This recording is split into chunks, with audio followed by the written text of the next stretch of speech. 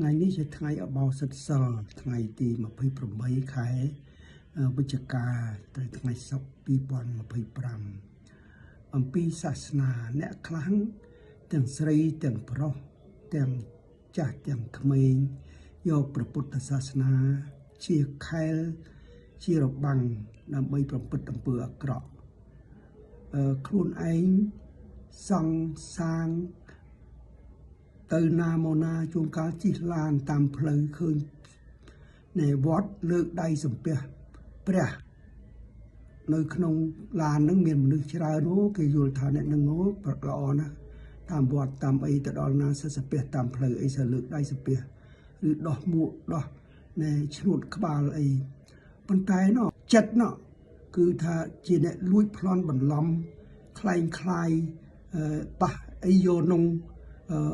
ប្រពន្ធក្តីប្តីក្តីកូនអីបើទៅបង្រើជាតិគឺលួចជាតិត្រង់តែហ្មងប៉កែណាមានបានសឹងតែឃើញតែសឹងតែលួចជាតិអ្នកខ្លាំងកូននឹងចៅនឹងជាប់គុកទៅទៀតហើយនៅតែខំធ្វើបុណ្យទៅប្រាប់គេទៅខំធ្វើបុណ្យណាស់ថ្កិនណាស់ដេអីណាទងដេបអីដិនអីអើយនេះហើយជាបាបអំពើបាបកម្មយកសាសនាក្របដើម្បីបំបិទបំបាំងនៅអំពើពុករលួយអំពើលួចប្លន់អំពើគ្មានខ្មាស់អៀននឹងហើយគេបាបកម្មនឹងទៀតនឹងតាមតន់